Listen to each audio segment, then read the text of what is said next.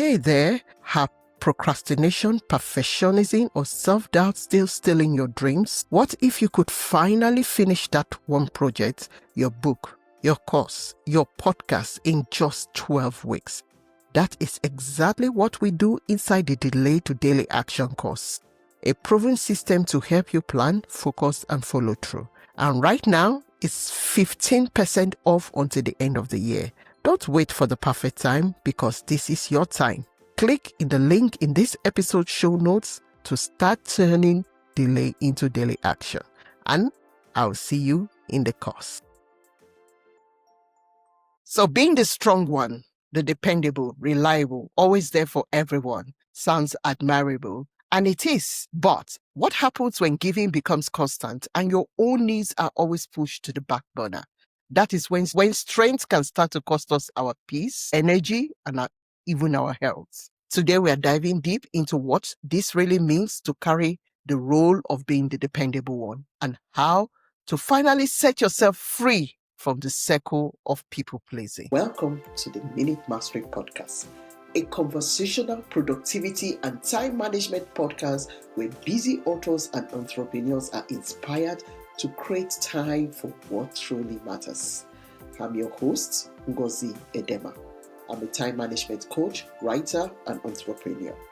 Here, you are encouraged to turn your minutes into milestones and to create at least 1 hour a day working on your goals without feeling overwhelmed.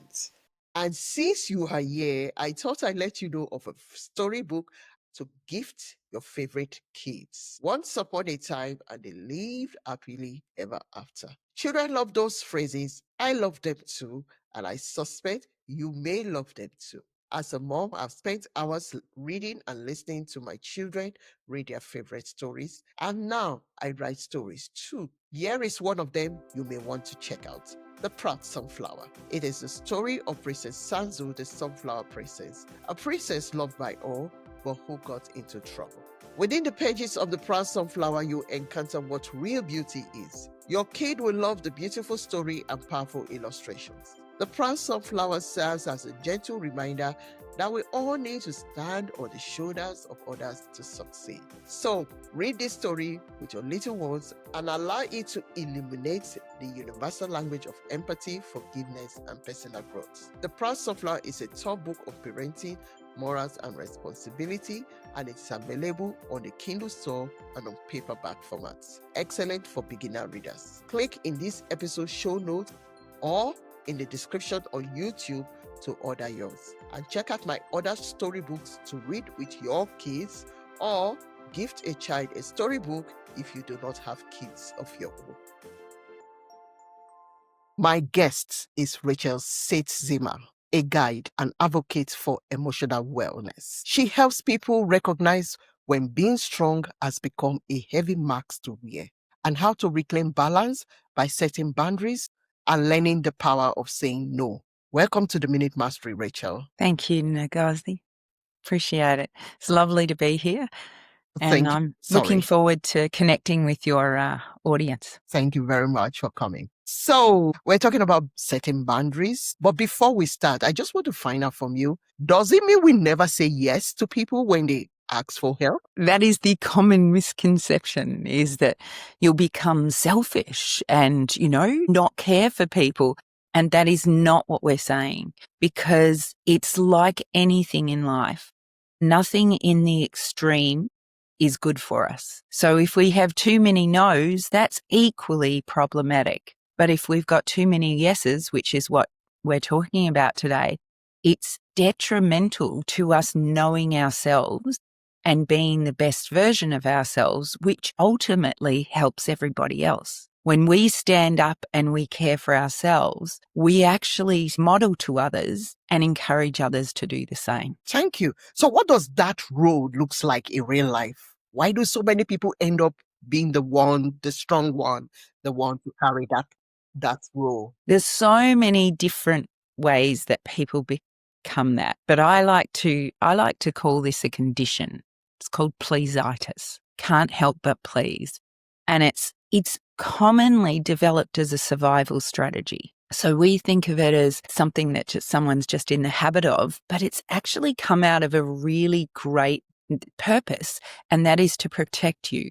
The only problem is our brain often overgeneralizes things. So just like a little kid overgeneralizes something that they learn, and they learn how to say hello. So they say it to absolutely everyone, everywhere. Our brains can do that too. And it overgeneralizes and starts using this in all sorts of situations. Now, I said a moment ago, a survival strategy. The reason I say that is when we're people pleasing, we're trying to make the world safer by making other people's needs met, because that makes us feel safer.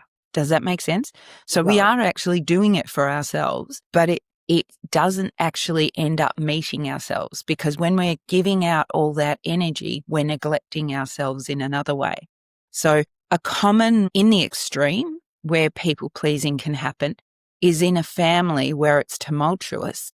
And let's say mum or dad is very reactive. A child learns to work out what they need even before they ask. And by doing that, they're keeping their environment safe, but it's actually totally dismissing themselves in that situation. So when it comes to people pleasing, we need to learn to be aware of ourselves in a situation and pause long enough to choose, so that we choose our response. Thank you. So I love the way you mentioned that, like a child that lives in a difficult family situation, they try to do whatever mom and dad says because they are reactive. So is it coming from a place that the child has this need to be loved? I think all of our behavior, negative and positive, comes from that. One of the things that I think is the danger is that you think it can only come out of severe trauma in a household or something. And I'm not saying that. I'm saying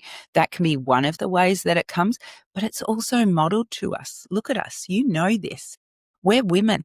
What are we told? We're told that service gets us value. Being in service of others will make us way more valuable. So we learn, if I people please, I'm more acceptable, and therefore my life is easier. Yeah. And if you think about it in terms of not just women, we also do it in terms of different positions in the family might develop that as well, because a first child's often a bossy child, a leader kind of position, whereas a middle child might be more invisible, and they might learn that doing what others want gets them noticed, gets them appreciated. So yeah, there's lots of things in our society, both as women or our position, all kinds of things can create it, and trauma, like I said at the start, trauma as well. So it's an awesome strategy. It's just not necessarily great in terms of seeing our adult life through. Yeah. So I'm never reflecting going that that person shouldn't have done that, or you and I both know we've experienced this. We shouldn't have done that as kids. It's more going, do I want to continue that way as an adult? Thank you. So I am of that opinion. I don't go back to my past and blame people or blame anyone for what my life has become. I look at today and see what can I change today to make tomorrow better. I can't go back to the past to change the past, but I can change today. So, but for you to really change today, you must know that it's costing you something. So true. So true. Can I add one thing that I just neglected to say? And that is, even Christianity, and probably not just Christianity, but faiths often encourage that thing of service, which is beautiful because we want service in the world. Yeah. But it sometimes aligns it to being higher than our self-care. Does that make sense? So there's a lot of things in our society that can be adding to this distortion of people pleasing. And I want to say it that way because I don't want us to turn around and go, we don't want people pleasing. Everything is about being able to choose, about keeping it in a range that's healthy for us. It's not sitting on one extreme or the other. It's in balance. Thank you. And I'm happy you mentioned faith. I mean, usually I don't talk about faith on this podcast, but I know a portion of the Bible that says, love your neighbor as yourself. So if you hate yourself, how can you love your neighbor? Yeah. But to me, where that quote gets distorted is we forget about love yourself. We're all busy loving our neighbor, but we're forgetting that you got to do that first. That's with you as yourself. So it's telling you, you need to love yourself first, and then you can love your neighbor. Yeah, exactly. So that is how it goes. So what are some of the emotional? So we are talking about hidden costs now, because if something's costing us, we have to get rid of it. So what are some of the emotional, mental, or even physical that come with constantly being the dependable, the go-to person? Yeah, it's interesting you say that, because it is so varied, the costs. I think one of the big things that comes up for people is eventually, and this can take a long time, but eventually there's resentment. That would be one of the biggest emotional costs. It builds anxiety too, because if you think about what I was saying before, if you're always on alert for noticing what others need, you're no longer being mindful. You're not being present to yourself. You're busy out there, noticing everything out there and not noticing what's in here. Guilt would be one of the things that plagues people that are in that pattern of people pleasing. And they'll generally have struggle with loneliness. Even though they're busy doing everything for everyone, there's a sense of being quite alone because their own struggles are not being recognized or aired or understood. And overall, it creates a low self-esteem. One of the other things that, in terms of mental effect, fatigue is a common thing to experience. Loss of focus, erosion of their self-esteem or identity, even like forgetting really what you value, what you really want. Classic thing in these people is indecision. I love the way I talk about it as though I don't. You know, there's these foreign people. I am talking about where I've been, where you've probably been, and where most of your listeners have been. Yeah. So procrastination and perfectionism are two other things that come as a cost of this. And it's often the perfectionism can stop these people from doing things. And I'm going to divert for a minute, because we often think of people pleasers as a classic people pleaser, but there's many different types of people pleasing. And the one that I think people most don't recognize as people pleasers are those people that refuse to do things, but they refuse to do things for fear of displeasing. So they don't outwardly look like a people pleaser, but they're not engaging with the thing because they're afraid of displeasing. So their problem is still people pleasing. Yeah.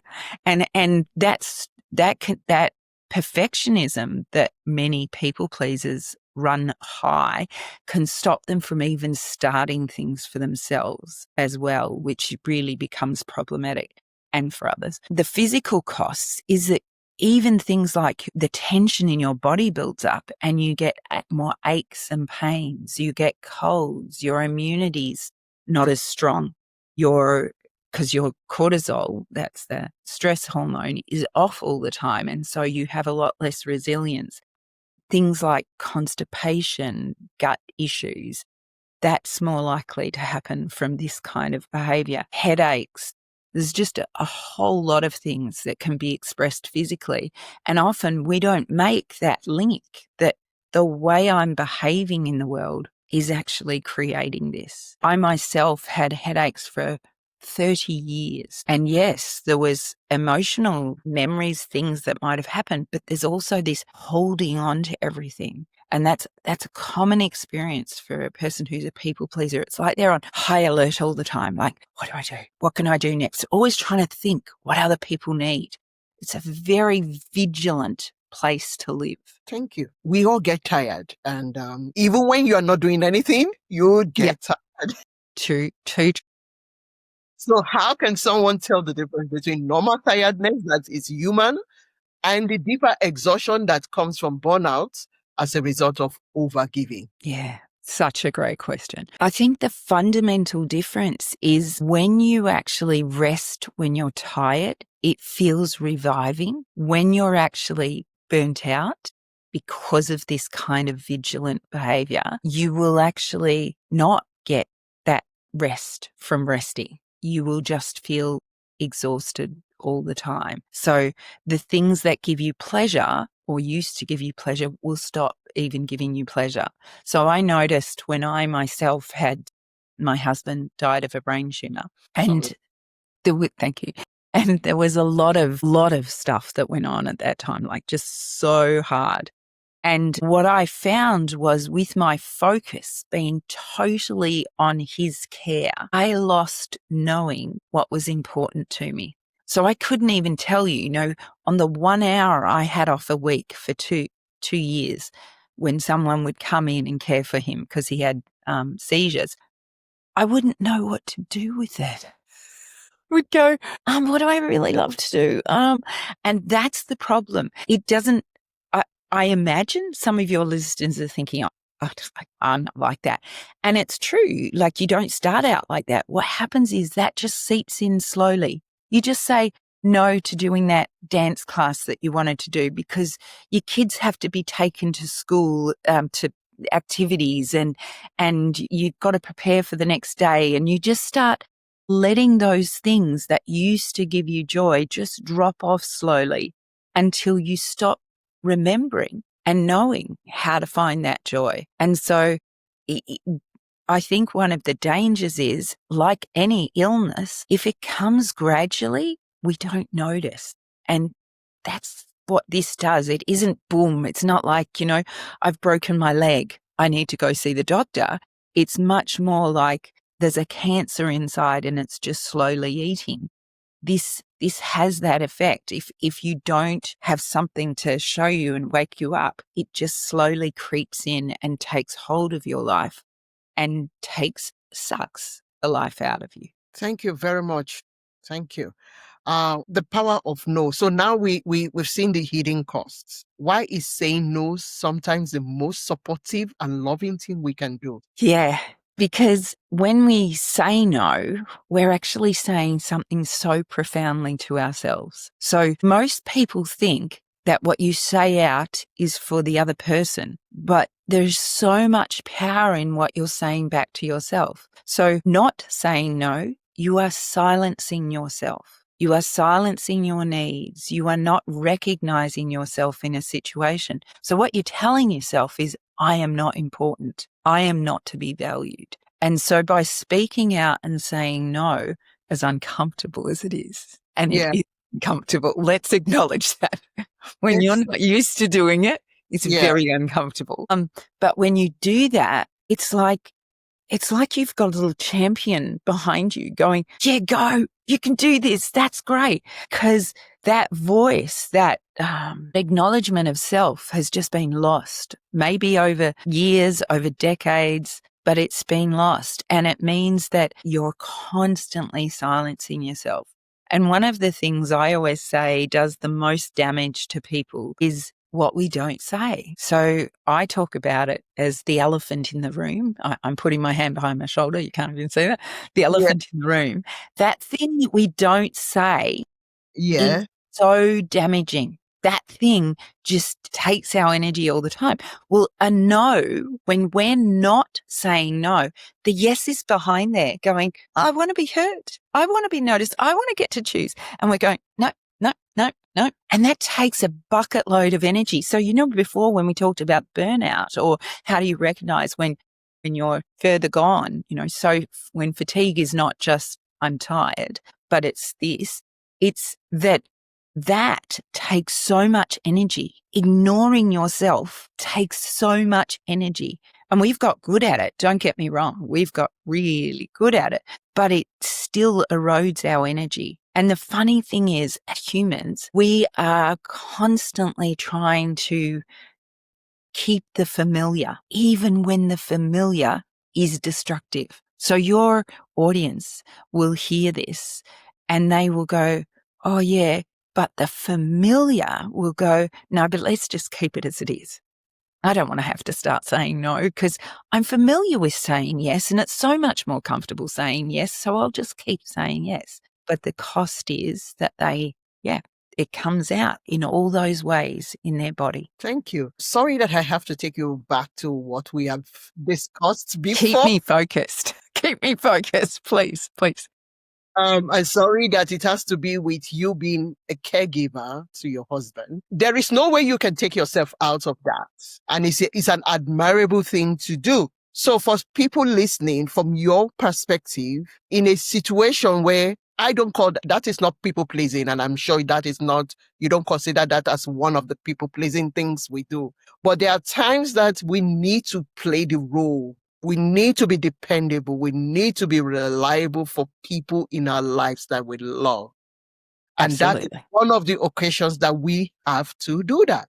We started by saying it doesn't mean we don't say yes. We do say yes. And even when sometimes the yeses may cause us burnout and exhaustion, because caregivers, they carry a lot that people don't know about. So in cases where you don't have a choice, you just have to be there. What do you recommend? Yeah, thanks for that question. Thanks for saying that. Yeah, it's interesting. You said, how did you phrase it? You said something about that's not like a place where I'm over people pleasing, but my people pleasing is part of what got me into that place. So I'm not saying, the tumor that my husband had necessarily was something that I chose, but what I am saying is I was already primed as a people pleaser, so that when I was in that place of caregiving, I was more likely to be sucked into it just taking over my life. So as a caregiver, this is so hard because, if I think of those 2 years, that was really my job, and we get a lot of value out of our job. So I wanted to do my job well. So I was so primed for all of my life not to see where I could surrender things, where I could ask for help, where I could receive more. Now, I did receive a lot. Like, I was really fortunate. There was some people around and they were very generous. But I think me just not doing, like, getting out of the house more, finding that sooner, finding the things that gave me joy, even when I didn't desperately need them, just keeping that practice up before I got into the place where I desperately needed them, because then it was too late. So, we will hear of people saying, and I know I do this, that I take the time in the morning to focus on me now, and I walk and I meditate, and I don't always do those things well. I just need not to create perfection here, but I put myself as a practice at the start of the day because I never knew how to do that. I always used to make it about our other people and making sure they were all met. And then I had in the back of my mind that at the end I'd get to me. But at the end, you never do get to me because you're just exhausted. So one of the things I would say, looking back now, I wish I had known how to say, I need to meet me first, and then I start doing that. And it doesn't mean, I'm not talking about hours. I'm talking about waking up first thing in the morning and just going, hello, Rachel, how are you this morning? Writing in a journal, listening to your favorite piece of music, just something that says, I am important, because it's so easy when you're in the caregiver role. And there'll be heaps of people out there that have children with disabilities, or just a whole bunch, even one child is enough to keep you busy, isn't it? That it's really easy to just go, what do they need? How can I make their life flow? And we don't even realize that in that we're often going, I don't count. I'm not that important. It's just about making them succeed. But eventually that catches up as either resentment or an empty feeling. Like, let's say that in my case, my husband died. In somebody else's case, their children grow up. In another case, you no longer have that job. Where now do you feel your sense of meaning and purpose? If you don't value yourself first, you're left feeling empty, nothing. Thank you. So what are simple ways someone can start setting boundaries without feeling like they are letting people down? Because that's one of the reasons why we do it. We feel guilty that we don't want to let other people down. Absolutely. How do we go about it? Sorry. Yeah, great. No, that's great. Boundaries is the key. We said saying no before, and boundaries just give an incredible sense of safety to all of us. And I remember learning this when I was a teacher. If I set boundaries in my classroom, my kids had freedom to then learn. Whereas if I didn't, I spent all the time just navigating difficult behaviors, and it was just too much was lost. So the boundaries became the place for them to safely play and explore or learn. So it's the same for us. We all need boundaries. So how do we do that? How do we set boundaries? I was thinking I think one of the dangers for people that are in this pattern and it's well entrenched is to try to jump really high really quickly. And none of us do that extremely well. We're better off to take small steps and build it up. So a small step would be to, when you have an email in, rather than, in person is always more challenging. So on an email, you might say no to something. And then in a cafe, you might ask the person who's directing you to the seat, can we actually sit over there? That is you starting to put out your needs, but not in a drastic setting, not in a difficult setting. Now, that still will be difficult, because one of the things that we're so good at is adapting and being flexible as people pleasers. We don't want to lose that. Like that's a skill. That is a really great skill.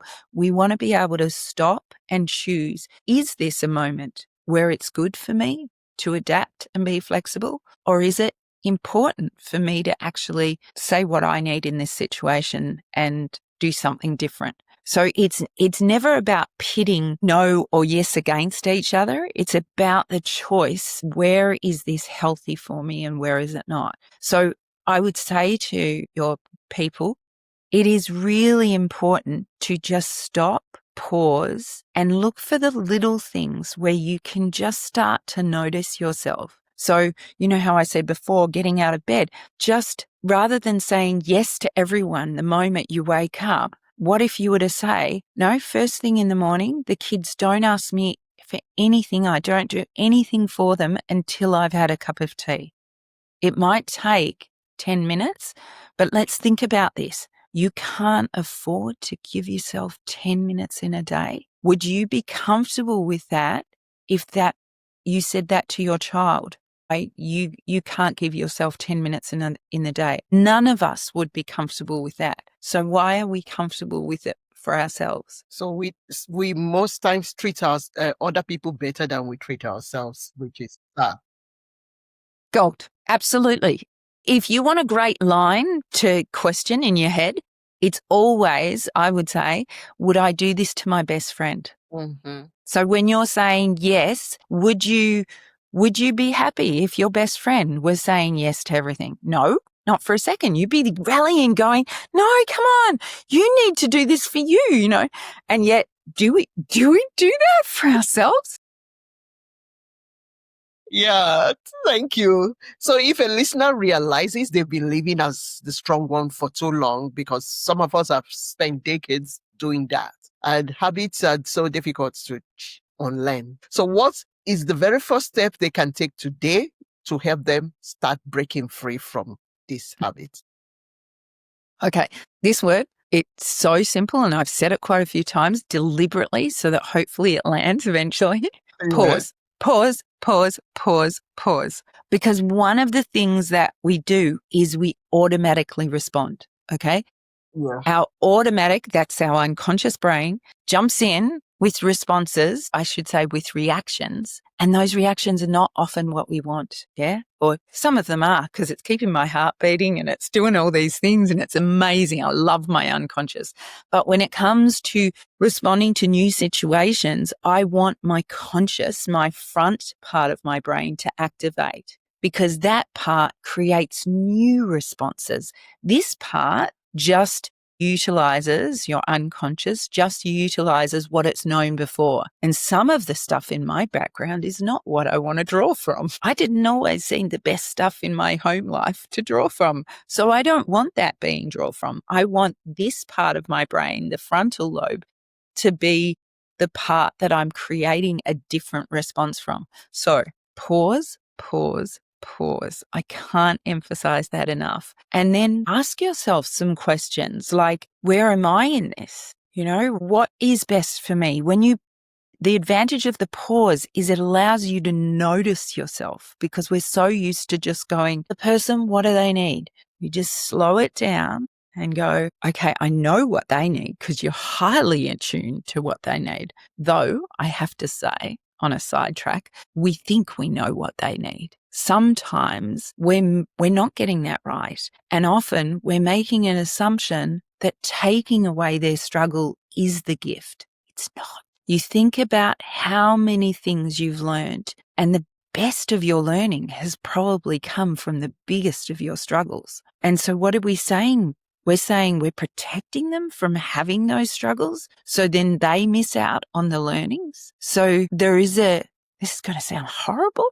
I hate that I'm saying this, but there's an arrogance in our position, because when we're actually jumping in and saving the day, we're actually not allowing them the space to struggle and learn and find. It might be that when you say no, they learn to create a wider network of people to rely on, or they finally work it out for themselves, or they find a different way of doing something. Whereas we're so busy jumping in, they sometimes don't even get the chance to do that. So I suppose having a little radar in your head that says, is this helpful for them and me? And I should say it the other way around. Is this helpful for me and them? Me and them. Yeah. Thank you. So where do you want this audience to find you? Where can they find you? Thanks for asking. I'm a mindset coach. So if anybody would like to work with me, I do one-on-one sessions, as well as I run online programs.